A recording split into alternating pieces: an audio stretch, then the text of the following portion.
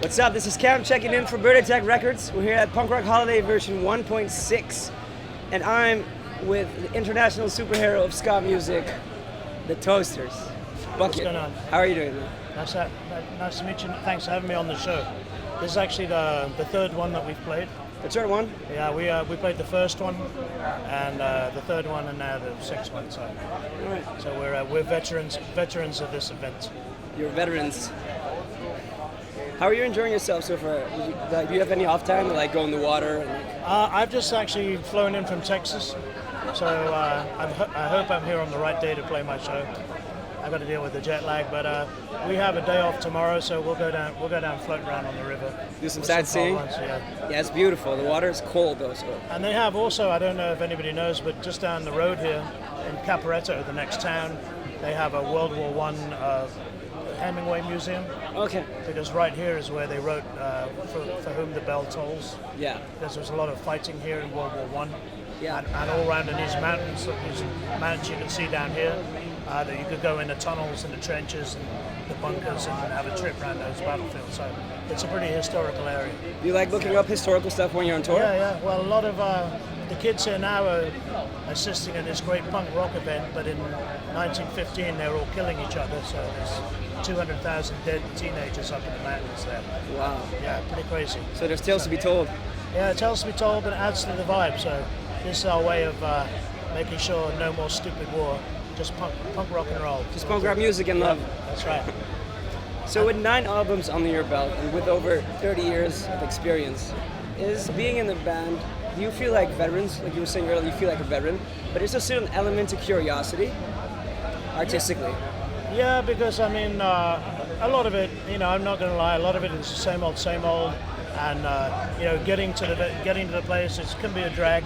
Yeah. But the thing is like when you get to a place like this and see now kids from all over Europe and coming to see this, and even like people from Canada and USA showing up, it's great to have been in on something like this and just watch it grow from an idea to like a great festival. So that's refreshing. And there's always, even after 35 years in the business and 6,000 shows, there's always something new. So Yeah. you can keep it fresh. So you keep a sense of curiosity, like keep it fun. Yeah. But without being a tourist. Without being a tourist. Yeah, not being a tourist. Not being a tourist. So there's a little sense of veteran in there. Yeah. So I heard you're doing a repressing of the Skaboom. Yeah, and it's coming out on vinyl. We're struggling is the correct word, to get the whole back catalogue back out on vinyl, but people buy it faster we did make it. It's difficult now. The vinyl's been rediscovered, if you will. It's difficult, like managing to get the press time at the plants. And it's Skaboom is actually being reissued on cassette. Which is another crazy, another revived format. So. Yeah, the retro thing is huge. Yeah, and I mean hipsters are partly to blame, but I could see cassettes. I'm on the fence about the cassette because even who has that machine to play that in your car anymore? Yeah. Vinyl, of course. I mean the sound quality you can't beat. The cassettes, we'll see what happens. But hey, I'm up for it. There's like a certain feel to vinyl that I just love. Like you have the record, like the actual artwork in your hand. But what is interesting is to see these displaced formats that the CD was supposed to basically consign those formats to the junk bin of history. It's interesting to see those formats coming back and now displacing the CD. So it's kind of a lot of karma in what's happening right now. Yeah, exactly. Ride the karmic wave. So I'm 29 and I wasn't born here, but your first show was in the 80s, and your first show was with the Bad Brains. Yeah.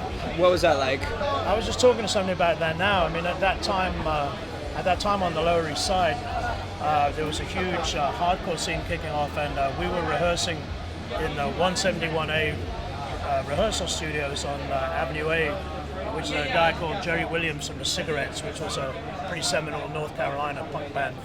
And in that, our rehearsal mates in that room were the Cro-Mags, were the Bad Brains, were the Beastie Boys. The Beastie Boys. Yeah, and the guys from Murphy's Law were in and out all the time because they were working down the road at the Pyramid. So our drummer actually produced the Cookie Puss EP for the Beastie Boys. Are you serious? Yeah. But the Beastie Boys started out as like a hardcore punk band, right? It's a hardcore punk band. and it sort of that- transitioned. So that first EP was more on that tip, and our drummer Scott Jarvis produced it. So Yeah. so we basically helped start those guys too. Yeah. So you've been around for a long time. Yeah. And with so many lineup changes, I have to say, I was reading your Wikipedia, like doing research, and I saw like at least 3,000 members. How does that like change it? It's not quite that many. I but, counted. What does it like do with the dynamics within the band? Like, do you have to like refigure things out? Or? Sometimes, I mean, the arrangements change around, but for me, it really works for me on many levels. One, it keeps it fresh. Yeah. Because it's not the same old guys.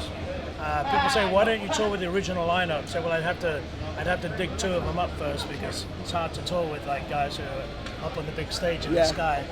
But the other thing is now it's because the music business has changed so greatly, and a lot of the money has kind of been sucked out of the business. So you have to find creative ways to keep the budget afloat. Yeah. And one of the things we do is I employ local musicians. Okay. So you'll see a couple of Slovenian guys playing with me today. And the idea is to, instead of pay exorbitant airfares, I like to hire local musicians and pay them. So That's really interesting, though. So it's basically a new spin on the DIY. And Yeah. keeping more of the pizza to pay musicians and be able to keep your budget going. That's amazing. Yeah. Talking about business, what's it like to have a song on Nickelodeon as a theme song? Well, that's kind of funny how that went. Originally, they had wanted the guy who was the cartoonist who created the show. Yeah. Was a huge ska fan, two-tone ska, and originally had wanted Bad Manners to write him a tune, but they couldn't get that to happen. So they asked us if we could do it. I said, "Sure, I'll do that." You know, sounds like fun because I have a background in comic book art anyway. Oh, really? I used to work at Forbidden Planet Bookshop in New York, which is a comics and science fiction store. So that's what got me to the States in the first place. That's a whole separate interview. But what ended up happening with the Kablam show is they liked the tune we wrote for them so much Yeah. that I ended up writing 80 pieces of music that they used for the whole show. So all the bumper music and everything is Oh, wow. is us. So that was a really really fun project, and I'd love to do something like that again because it's really kind of fulfilling. Because they say, okay, you've got 20 seconds, and we need a piece of music that kind of conveys this feel because this is what's going to happen. So you have Yeah. to think like, wow, I've got to write 20 seconds of music that's going to build into that. So it's really great. Great. Very challenging. And talking about writing, like, is it a songwriting process like a collaborative thing, or are there like a few key members that like sketch out ideas together? It really depends. I mean, I write most of the tunes, but I mean, people always are pitching with ideas, and having so many people in and out of the band, there's a lot of creative input. So we just throw everything in the spaghetti bowl and mix it up and see what comes out. Great. So your last album title, One More Bullet, what does the title stand for? It's not the end, is it? No, that was really kind of One More Bullet being just being recognized to the fact that the age of the LP record is over. Yeah.